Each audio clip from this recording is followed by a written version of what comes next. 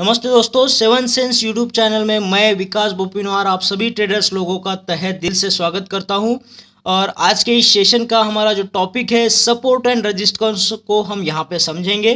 तो चलिए आज के इस शानदार सेशन को स्टार्ट कर देते हैं। समझते हैं क्या है सपोर्ट और क्या है रेजिस्टेंस। ठीक है, तो यहाँ पे एक ग्राफ आपको देखने मिलता है, कैंडलस्टिक पैटर्न आपको यहाँ पे देखने मिलेगा, जिसके सहारे हम समझेंगे सपोर्ट क्या होगा और रेजिस्टेंस क्या होगा। देखो यहाँ पे एक ग्राफ जो है कैंडलस्टिक पैटर्न आपको दिख रहा है, इसमें ये शेयर प्राइस में चढ़ाव उतार आपको देखने मिल रहे हैं। तो यहाँ नीचे का जो लाइन है वो सपोर्ट लाइन करके काम करेगा और ऊपर का लाइन जो है रेजिस्टेंस लाइन करके काम करेगा। ऐसा क्यों? तो पहले हम सपोर्ट को समझते हैं कि सपोर्ट क्या लेकर के चलना है। तो जो भी हमारा ग्राफ है उसके अंदर आप देखेंगे जो प्राइस में गिरावट है ना, गिरावट है वो करंट प्राइस से ज़्यादा गिरावट है ना। तो बॉटम पे करंट प्राइस के नीचे जो है सपोर्ट बनता है, करंट प्राइस के नीचे जो है सपोर्ट बनता है। अब सपोर्ट बनने के लिए हमें ऐसे पॉइंट चुनने होते हैं। ये हिस्टोरिकल ग्राफ है, ये हमारा करंट का प्राइस चल रहा है, इसके पहले वाला हम ग्राफ देखते हैं ना, इसका थोड़ा सा पीछे वाला भी पार्ट देखना होता है, तभी हम आगे का अनुमान लगा सकते हैं। तो इसका पहला वाला ये ग्राफ है जो मार्केट में हो चुका है ऑलरेडी।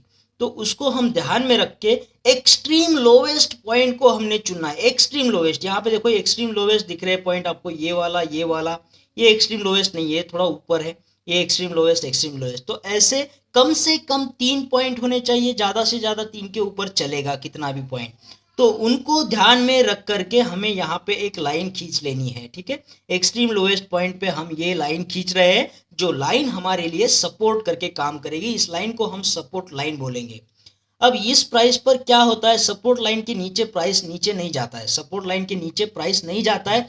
जब भी हमारा प्राइस नीचे गिर के सपोर्ट को टच होता है, फिर से यहाँ रिवर्स होकर के ये मार्केट में अप ट्रेंड दिखाएगा, फिर डाउन ट्रेंड दिखाएगा, फिर सपोर्ट लाइन के ऊपर जाएगा, फिर डाउन ट्रेंड, फिर सपोर्ट लाइन से ऊपर जाएगा। ठीक है, तो इस तरीके से ये हमारा सपोर्ट लाइन है, जिसको हमने मान के चलना है कि सपोर्ट लाइन से नीचे प्राइस नहीं जा रहा है।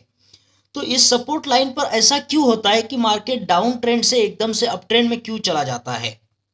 ठीक है, तो यहाँ पे क्या होता है, इसका जो है खरीदारी यहाँ पे बढ़ता है दोस्तों। बाइंग जो है सेलिंग के ऊपर रहता है, यहाँ पे लोग खरीदारी करते हैं क्योंकि ये सबसे लोवेस्ट प्राइस है।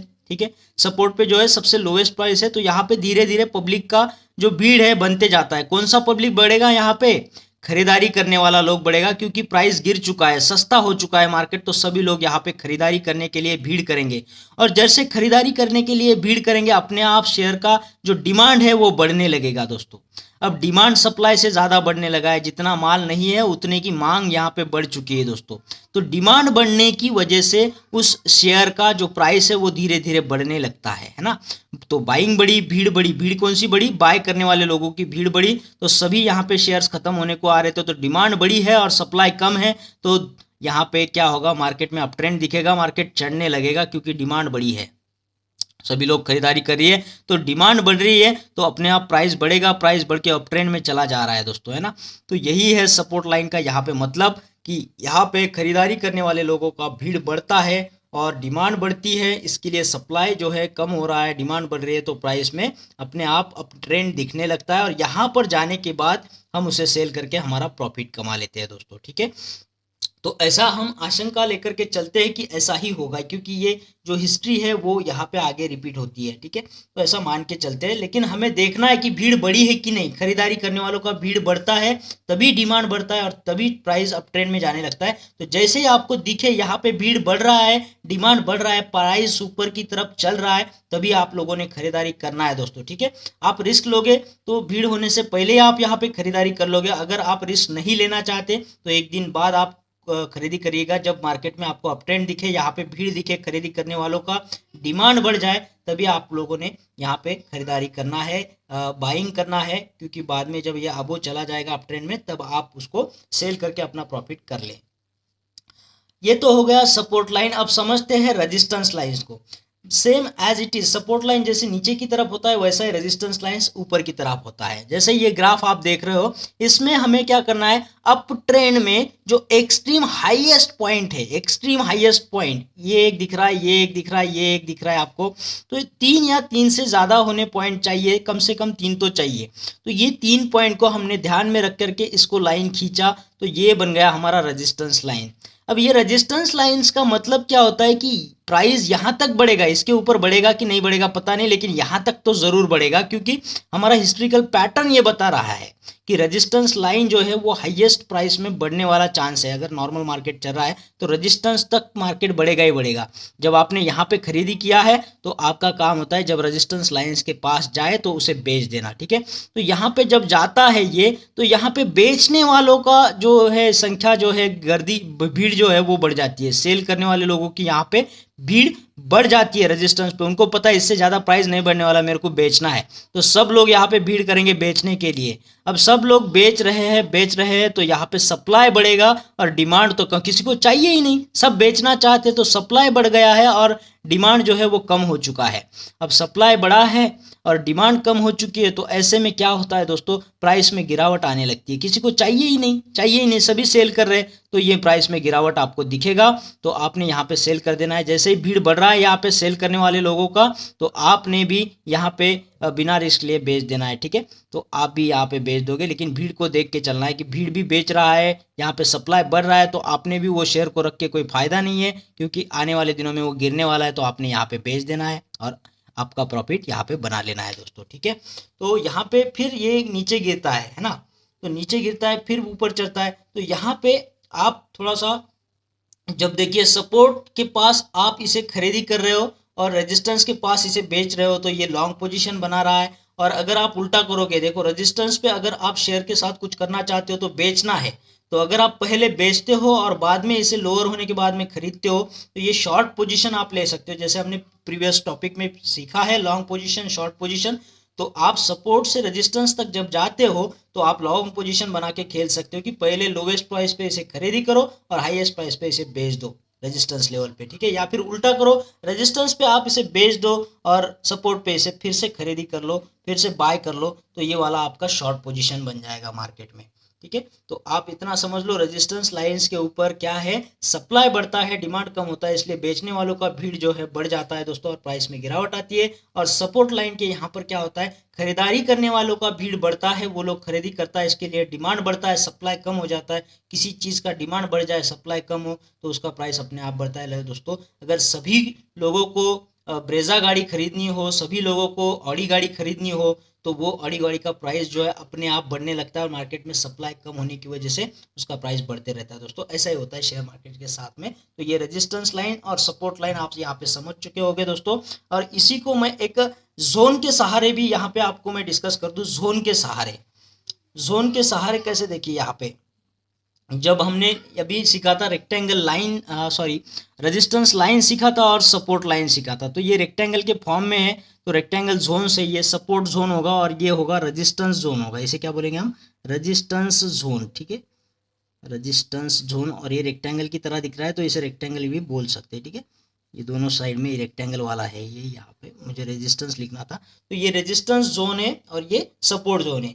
बस चीज़ वही है, यहाँ पे सिर्फ इसको टच करके ये लाइन वापस आ जाती है, फिर से नीचे भी टच करेगी तो ऊपर चढ़ेगी। तो सपोर्ट पे मार्केट चढ़ना है ना, बुलिश मार्केट हो जाता है सपोर्ट के पास से, और रेजिस्टेंस के पास से फिर से बियरिश हो जाता है, नीचे गिरने लगता है। तो वही चीज़ है यहाँ पे, देखो 1, 2 और 3 पॉइंट आपको मिल चुके हैं। एक्सट्रीम लोवेस्ट पॉइंट पे उनको जोड़ देना है, ये ब्रैकेट जैसा बना लेना है, रेक्टेंगल जैसे बना लेना है, तो ये आपका सपोर्ट जोन करके काम करेगा, ठीक है।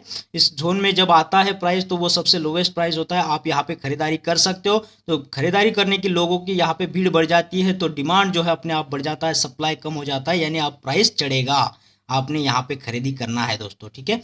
भीड़ बढ़ रहा है, बाइंग बढ़ रही है, डिमांड बढ़ रहा है, तो आपका भी काम है कि आप भी कुछ शेयर खरीदी कर लो और जब रेजिस्टेंस प्राइस के आसपास जाने लगे तो उसे बेच देना है आपको, ठीक है।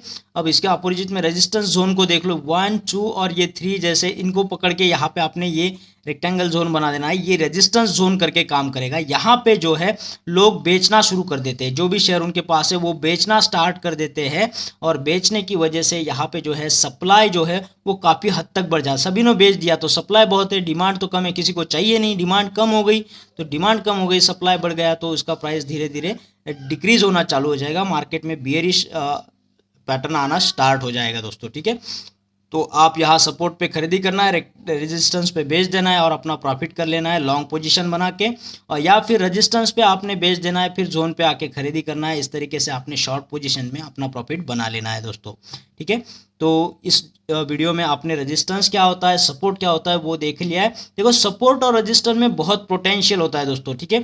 अब देखो रेजिस्टेंस को जब लाइन टच करता है ये पैटर्न, तो ये आगे बढ़ भी सकता है, ऊपर भी जा सकता है, नीचे तो आ ही रहा है पर ये बढ़ भी सकता है और ज़्यादा, या फिर सपोर्ट में ये ऊपर जाने की वजह से नीचे भी आ सकता है, ठीक है। तो आपको रिस्क नहीं लेना है, तो आपको थोड़ी देर रुकना है कि पैटर्न क्या बन रहा है। जैसे 1-2 कैंडलस्टिक बन जाएगा फिर आपने खरीदी करना है, तो आपको समझ में आएगा ये रेजिस्टेंस की तरफ बढ़ रहा है। या फिर रेजिस्टेंस पे आने के बाद आपने थोड़ा 1-2 दिन रुकना है, अगर ग्राफ नीचे की तरफ जा रहा है तो आपने यहाँ पे आपके शेयर बेच देना है, क्योंकि मार्केट डिक्रीज हो रहा है। अगर ये बढ़ रहा है तो फिर आगे और आपको सपोर्ट लगाना होता है, सपोर्ट थोड़ा ऊपर आएगा बाद में, ठीक है। वो मैं आपको आगे की वीडियो में समझाऊंगा, लेकिन आप अभी इतना ही समझ लो, सपोर्ट जोन और रेजिस्टेंस जोन।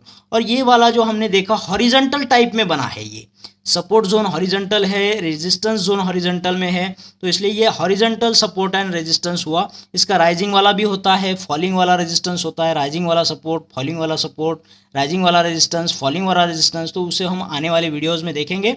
तो फिलहाल मैं आशा करता हूँ आप सपोर्ट और रेजिस्टेंस जोन, सपोर्ट और रेजिस्टेंस लाइन को समझ चुके होंगे, सप्लाई और डिमांड के कंसेप्ट को समझ चुके होंगे, बाइंग कैसे बढ़ती है, सेलिंग कैसे बढ़ती है वो आपने देखा होगा। सपोर्ट लाइन पे खरीदारी करने वाले लोगों का भीड़ बढ़ता है, इसके लिए वहाँ पे जो डिमांड है वो बढ़ जाता है, और रेजिस्टेंस लेवल पे सेलिंग करने वाले लोगों का भीड़ बन जाता है, इसके लिए वहाँ पे सप्लाई बढ़ जाता है दोस्तों, इसलिए प्राइस में गिरावट आती है रेजिस्टेंस लाइन से, और सपोर्ट लाइन पे वो बुलिश बन जाता है, रेजिस्टेंस लाइन पे वो बियरिश बन जाता है।